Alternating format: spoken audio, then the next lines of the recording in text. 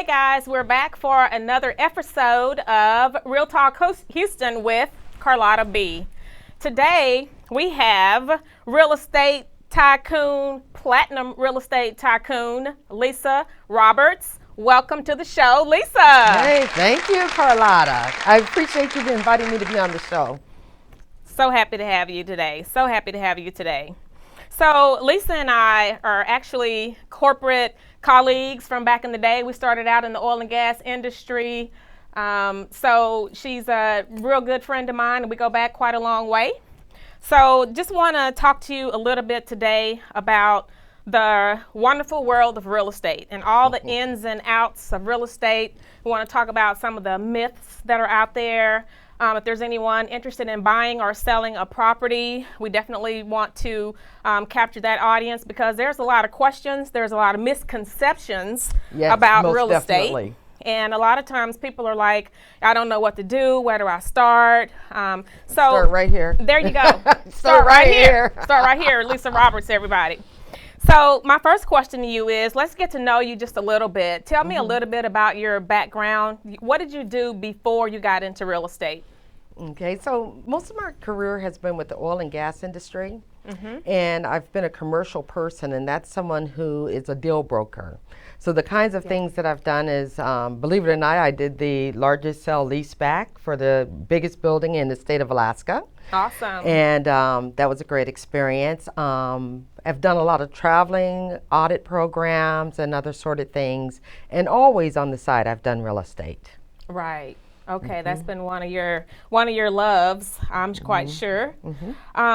What did you like most about your last career? Being in corporate America. I know I can tell my stories about being in corporate America, but what did you like most about corporate America, and what kind of made you decide to leave it behind and just dive into real estate? Yeah, so corporate America gave you a sense of security for sure. You could get up, you go to work, you get paid every day, and there's a lot of security. But with that security comes boundaries. There's only so high you can go, and it's not determined by your level of work you put into it. It's determined by where you are in the corporation. Correct. And so after a while, I can remember my father used to always tell me that you're never going to get paid what you're worth as long as you're working for somebody else, because they need to get their profit. Correct. So that, after a while and many years in the oil and gas industry, it was like, I'm going to get out and do what I absolutely love, and that's real estate. Okay, wonderful. Did you do any type of property flipping prior to getting into real estate as a realtor, or did you just dive straight in as a realtor? Did you own properties, personal properties? Yeah, I won't go back into when I bought my very, very first property, but it's something that I certainly do encourage people to do is look at a multiple unit property as your first property, because your renters can help you pay your mortgage. So I've owned real estate for, I'll just say, 20 plus years. And in the course of all that, I've done some flips, and I've learned some incredible things where you're watching the television shows and they're showing you what's going on with flips, and you're like, hey, this is a great idea. I'm going to throw some money at it and go and do a flip. And then you get there and realize that, you know, you have an artificial floor, and it's really the Titanic once you take up the plywood and stuff. They make it look easy on the shows, right? Yes, they do. Yeah, they don't show all of the corners and that you have to, you know, endure and all the problems that exist. They show you the beginning, and then they show you the end, and just a little bit of what it takes to get there. Exactly. So it's a lot more to it than that. Exactly. So when you're doing those properties and flipping, do you run into a lot of issues, or have you had good luck with those properties, or have you had bad luck with those properties as far as running into unexpected problems? So I think certainly the first big project I did here in Houston, which was over in the Heights area, I was surprised to find the level of damage there was to the foundation. And I did not have the foresight to understand that once you lift the house up, you're going to break all the pipes underneath that house as well. You're going to probably bust out a couple of windows. You're going to crack the brick. And so basically you end up reconstructing the entire home. So I would say that was not one of the best moments of my flipping experience, but one of the best learning moments. Yeah. And then there's other ones where you have just really basic hoarders, and through the laws and stuff in the city, when you inherit those properties, those are a lot easier because it's really a cleanup job at that point. Exactly. Yeah, it is a lot of fun. It's the before and after that makes it a dynamic experience. Okay, gotcha. Exciting. I love real estate. So relative to flipping, I know there's a lot of myths out there about how do I get funding. There's hard money, there's lending from regular financial institutions. So what are some of the myths around hard money and a regular institution, financial institution? Yeah, so the first thing to think about hard money is that they're seeing the end value of the property. So you have to understand the marketplace and the cost of repair when you go seek hard money. The qualifications that are required to get hard money is quite simplistic. It's nowhere near the requirements of buying a personal property for yourself. You do have to report out on your progress. The interest rate is significantly higher generally. So right now you can probably get a 15-year mortgage, and of course it changes daily, hourly. But right now you could get it in a regular loan for 2.75%. A hard money loan typically is going to run you double digits, like 11%. Okay. And there's also a period of time, a duration that's needed. It's going to be like a year. And then once you've completed your project, you're going to flip it into a conventional loan or another type of loan situation. But I think that when people fear going into the hard money loan issues, it's not something to fear. That is the way to do a flip or any other type of work like that, is using someone else's money, securing that investment property to renovate it. Okay. Yeah. That's interesting. Okay, that's good information because I know there's a lot of questions about hard money. Yes. So hopefully that clears it up a little bit for you guys out there that may be interested in pursuing a loan and trying to do some property flipping and some renovations. Learning a little bit about hard money. We can only talk about so much in this short time, but that information was very critical. So. And if they need any more information, they can always give me a call. That's right. And we'll make sure they have your information before you leave us today. Most definitely. And you've been a realtor for how long now? I know you've been in real estate for years, but I've been a realtor since just a couple of years now.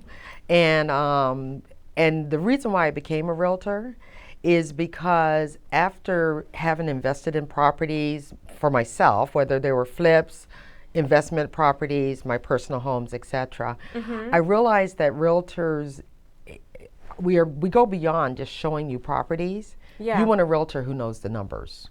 Exactly. You want a realtor who knows the market. Right. You want a realtor where if you are an investor who wants to do a flip, they can sit there and say, given the level of damage on this property, you're going to think about putting in an additional $50 a square foot. Right. And your realtor needs to know all of that because basically I identify the properties, go back and then investigate the properties before showing them to you. So they're all eligible candidates. Okay. Yeah, it's good for the customer, the client to be knowledgeable about what's going on and what they're getting into. Yeah.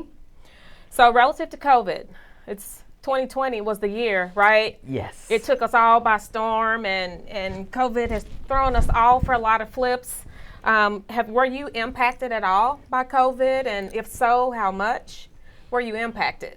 Well, it cost me a lot of money in booties and face masks and sanitizer. Yes, yes. And so, I mean, frankly, most people, when you were showing their homes, asked that you provide the protective equipment to bring folks into their homes. Right. But on a bigger scale, a lot of people did not want to list their homes and did not want to go shopping for homes because in fear of COVID. Yes. And the other impact is even now with buyers asking, has anybody in the house ever had COVID? And that is not something that has to be disclosed in real estate.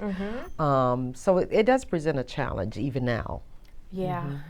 That's right, because if you're buying a home, you don't know who was there before in some cases. Exactly. You feel like you have to wipe down every single inch of the property. You don't know if someone, I remember a family came by and the young man was drenched in perspiration. And I had Oh, to, wow.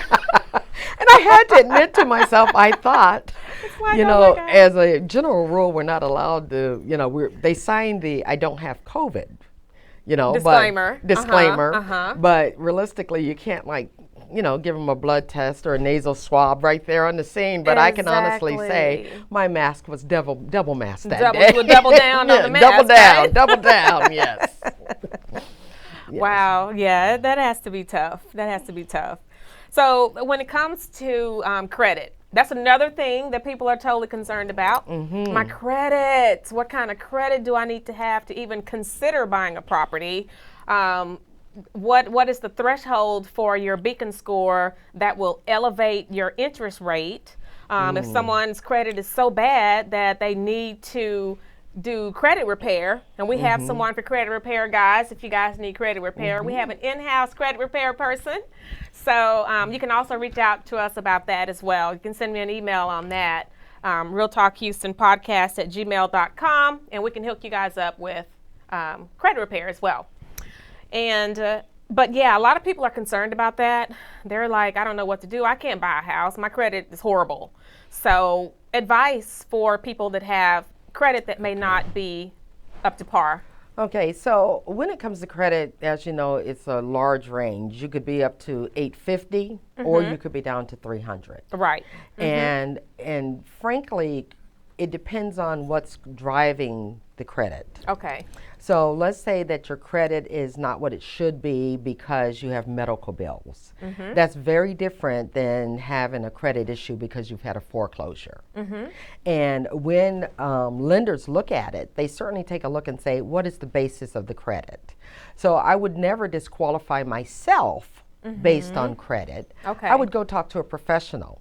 So generally when we have someone who's in the market, I've actually taken people who are looking to rent because they thought their credit was not good enough, Yeah. and said, hey, let me let you talk to a lender. Okay. And the lender can tell them, well, right now you can afford this. You would need to put this much down, and here's your interest rate. Credit's going to largely impact the interest rate you're going to pay. Exactly. Right. And there's nothing wrong with getting a home at a higher interest rate with the plan of refinancing it later. Right. Because I don't think house prices are going to be going down anytime soon. So This is true. yeah, and So interest rates are only going to go up. Right. Yeah. So they can always purchase at a certain point if their credit is, say, for example, a 650. They can purchase the home and then repair their credit. And once their credit is at a higher level, they can get a lower interest rate. At that point, they can do a refi on their property. Right. 100%. I think that when I think about the lower end of the credit, I would start at the level of 580. Okay. So 580 and above, you're in the talking zone. Okay. And so okay. you don't have to be a 650. If you're 740 or above, you're exceptional credit. And most people don't have 740 and above. Okay. Okay, but it is attainable. Oh, with a most little bit of definitely. work, it's attainable. So. Most definitely. Most people's credit can be repaired within a year if they have help. And so definitely with you having a credit repair organization, that's great. Exactly. Yeah, it's definitely possible. Top 3 skills of a realtor, in your opinion, what would they be? What are the top 3 skills that a realtor need to possess in order to be a good and successful realtor? So the number one skill I think a realtor should have is you need to know and understand people. So we listen more than we speak. 2 ears, 1 mouth, as they say. Yes. Because yes. when I'm looking for a property, let's say the property is $200,000. If the person's an investor versus someone who's buying it for themselves, if this investor wants to just use it as a rental, this person wants to live in there for 10 years, it's an entirely different piece of property. Right. And how far I'm willing to go with it are night and day. So first it's about listening, 2 ears, 1 mouth is number one. Yes. The second piece of it is know the market, know your numbers. Yes. If you're very a important. realtor, and I hate to say this, but if your realtor has never purchased property themselves, I would dissuade you from using them. Because they need to understand what that contract means and how to move further and how how housing markets move. Right. You must know your numbers. Yes. That's number 2. Yes. And the third skill is negotiating. Because, I mean, something that's going on right now very quickly is the concept of you're not going to get a typical home at $200,000 for the asking price. You can do a multitude of things to secure that house. You could raise the asking price, which might exceed the appraised value, which means you're going to be out of more cash. Okay, yeah. Or you can offer to pay some of the closing costs. The net to the seller is the same. Okay. But now you're staying within that boundary of the appraised value. Of the appraised value. Yes. Right. Yes. Right. Yes. So there's a lot of things you can do. Yeah, yeah. Yeah, a lot of factors come into play. Yeah, I've had realtors in the past, and yeah, it was a bad experience. I've referred realtors. I'm sorry, I didn't use them personally, but I've referred realtors to other people in the past, and they came back with very bad reports. And so, sorry, but yeah, having those factors in place, it's like you, and I think it has a lot to do with liking what you do. The more you like what you do, you're very involved in what you do. And I think that plays to any jobs that we have. If when you love your job, it's not a job. You're doing what you love. You just happen to get financial perks from doing what you love. Absolutely. I think that the biggest compliment you can give me is a compliment. Exactly. To sit there and say, 3 years from now, that's the realtor you're going to go to. And in fact, most of my business has come from word of mouth. Yeah, referrals are huge. I'm very proud to say that even this year, in this highly competitive seller's market, I've been able to secure homes for some clients where the appraised value came in higher than my offer price. Than the offer price. That comes from knowing the market. Yes. That comes from knowing the market. Yeah, that's a good problem to have. Yes, it is. Great problem for my clients to have. That is wonderful, yes. Yes. So Texas is known as having this wonderful economical economy. We have a great economy here. People are moving here from California and New York, and they love the economy in Texas. So what do you think are the driving forces for Texas having such a great economy, and those other cities such as New York, California, having such an inflated cost? We can get 3,000 square feet here for the price of what we can get a studio apartment for example, New York. Well, I wish I had some great news for you, but I don't. And I'm not a fortune teller. I wish I was. If I could predict the future, I would certainly tell you what was going to happen. It's very simple, supply and demand. So if you think about it, just 20 years ago or even 30 years ago, the big cities in the U.S., and still are New York and California. So you've got, and especially in New York, you have a little bit of land area where everybody wants to live. Right. So therefore, you don't spread up. You spread out. You spread up. You spread upward. Right. Yeah. Everybody's piled on top of each other. Piled on top of everybody. LA, on the other hand, has a lot of land mass, but you had a lot of money there. Yeah. So you're driving the price up over there. Now let's put COVID into this mix. Yes. And it gets absolutely crazy here. It gets crazy there. So now you have COVID. People want to leave these big cities, and they want to come to Houston. Yes. So when they come to Houston, they're willing to pay more for their homes than the people who've been living here. And what does that do? It drives up the price of houses. Drives up the price of properties. So a lot of people are thinking that this is a temporary shift. In my mind, I don't think it's going to stay where it is right now, but I think that the price of houses, cost of housing in Texas is going to permanently change and go up. It's not going to be as bad as New York and California. Right. But remember, whenever you have somebody where if I'm used to paying $500 for a pair of shoes, and just because you're selling for $100 and there's only one pair of shoes, I'm going to go all the way up to $400 on you because I'm like, I want that house, and if I was where I was before, I'm going to pay $500 anyway. Right. Yep. Yeah, so unfortunately, I do think this might be more of a permanent shift than most people think. So real estate values here in Texas are not going to be as good as it used to be because they're able to elevate those prices and still sell just as much. Yeah, we're one of the fastest growing cities, Houston, in the United States. Yes, in we fact, are. we might be number 3 past Chicago. Forgive me, anybody from Chicago. But when that happens, Yeah. you automatically are inflating the area you're in. That's true. And if I'm right, have me back next year. If I'm wrong, I won't be I'll back. still have you back next year. I'll still have you back next year and we can talk about it. You know, remember a year ago when we said, you know, we can talk about that. Oh, most definitely. The real estate exam, that's also a big thing. A lot of people want to get into real estate. Well, they want to become a real estate agent, become a realtor, and they're totally afraid of taking the exam. They've heard horror stories about it. It's hard. I'm afraid I have to take it 5 or 6 times, and they kind of get a little bit derailed just from other people's stories. And it's never good to listen to other people's negative stories about what they done or didn't do because everybody is different. So if there's anybody out there and you're afraid of getting your real estate agent exam, taking the exam because of horror stories, do not let that sway you in that direction. Everyone's different. Study, study, study, and prepare. So for you, you know I'm going to ask, how many times did you take the exam? And in your opinion, what was the hardest part of the exam? Okay, so I took the exam once and I left early. And in fact, I left so early, I just knew I failed it, to be honest. And as I was going in, being a numbers person, I was like, oh, please, I hope the majority of my test is numbers. And I did luck out. The majority of my test is numbers. Each test varies.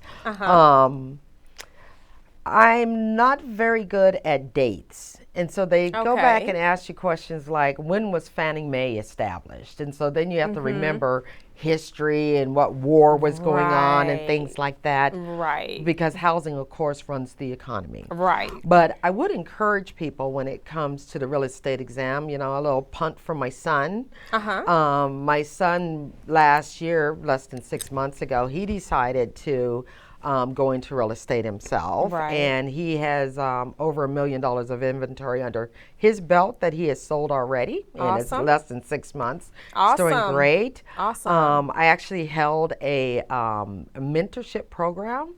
That's one thing about COVID from my home, and encouraged the folks who are working with us. One is in high school, in fact. To go through the champions and go through the schools. I think when it comes to real estate, it's best to, one, go to school. Would you, you know, if you wanted to be a brain surgeon, would you just go in and try cutting someone's brain? And start operating on people? No. Or would you choose to spend $1,000 and go to school? And if anyone wants a mentorship program, I'm open to that as well. Again, I am so proud of the kids who came through. You know, young adults, I should say.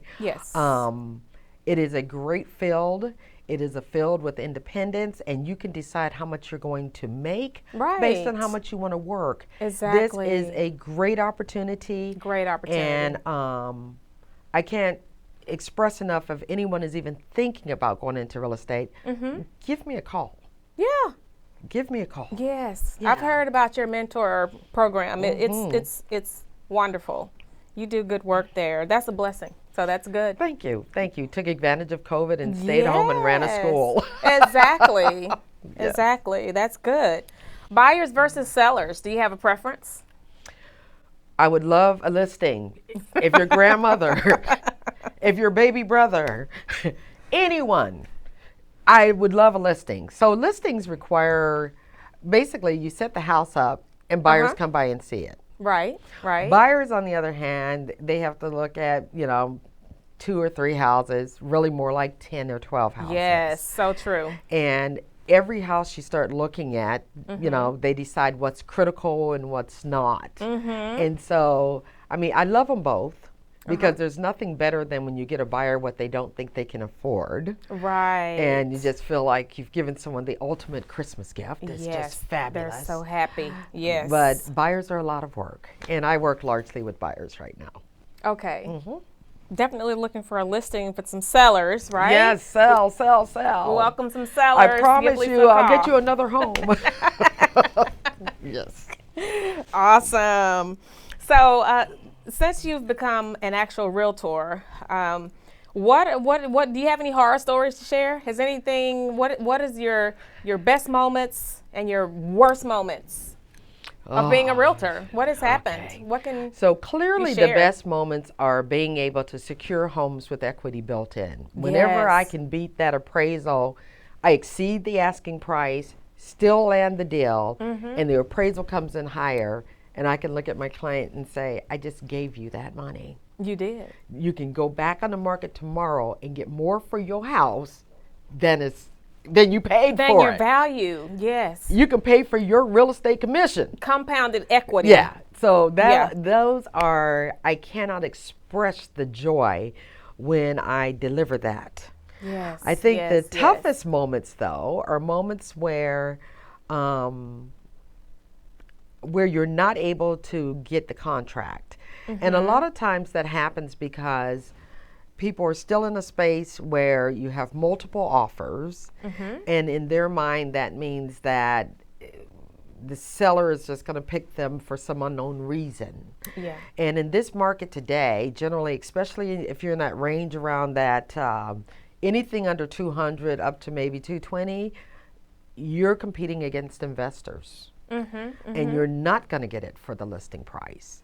And you're not going to get it if you ask me to ask the seller to paint the floors hot pink, because Right. the sellers are going to do absolutely nothing at this point. And so I am exactly. struggling with that a little bit and getting people's arms around the fact that you're not asking the sellers for anything nowadays. Yeah. Yeah.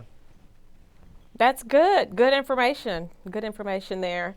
Having a deep professional network, do you find that to be important to obtaining business, or what are your main factors besides referrals for obtaining customers and clients? Well, and when I first started in the business with Keller Williams, they said start with your contacts in your Your phone. immediate contacts. Your yes. immediate contacts in your phone. And I thought, that's absolutely ridiculous. Most people I know, they've had a full career, they've retired, etc. Well, what's interesting is I can remember my very first client, and she ended up changing her mind, but my first client was the child of some ex-coworkers of mine who happened to be in London. Okay. And they knew me as a commercial person. And so then they're like, oh, we're going to put in $400,000 for my daughter to buy this house. Can you be her realtor? Because they knew that I knew the numbers and I knew the market. Right. So my prior colleagues are certainly good sources. The other good source is actually a good friend in Alaska where people are moving over here. A lot of my clients come from people who I've already known. I'd say 30% come from people I've known. Okay. And the other 70% came from, I was actually working with someone else. Okay. And they referred me to someone else. So I have a lady who I never met her a day in her life. Her and her husband needed to sell their house, buy a new house. Okay. Started working with them, and every client is worth $1 million to me. Yeah. Every single one. Because this is the biggest purchase most people are going to make. Exactly, it is. And started working with her. She was like, you're great. My daughter's been talking about selling her house. So we went in and did her daughter a sell and rebuy. Then the daughter knew someone's mother who was going to have a life-changing event, and that was a sell and rebuy. Okay. And so if you're thinking about all of this has happened in the last 4 months with these 3 families. Exactly. And so if you go into it and recognize that this is the most important decision people are going to make, it can be very emotional. Yes, that is so true. Right. Word of mouth gets you where you need to be. Yeah. That is so true. Yeah. Referral, I think that's been one of the biggest factors in all businesses. Referral. Referral. Exactly. Yeah. So, anyone interested in being a realtor, you want to be in Leisa's mentor program, you want to learn about the world of real estate, you want to list a property, Listings. you want to sell a property, Listings. I want to Lisa is sell your your girl. property. Reach out to Lisa. So I'm going to give you the opportunity to share your contact information or your Great. email, your website, whatever you want to share with our audience. Okay, great. My name is Leisa, Leisa. Last name is Roberts at kw.com. Leisa Roberts at kw.com, or reach out to Carlotta and she can link you back into me. Just give me Definitely. a ping. I will always find time to help you. I have other folks who are working with me as well. We can't wait to get you into a new home and start your investment life. Yes, wonderful. Okay, guys, so thanks again for being here with us today. It's been a great pleasure. Thank you for having me, You guys boss lady. go follow me on IG at Realtor Houston. I'm also on Instagram, and we will see you on the next segment. Thank you guys so much. Thank you, boss lady.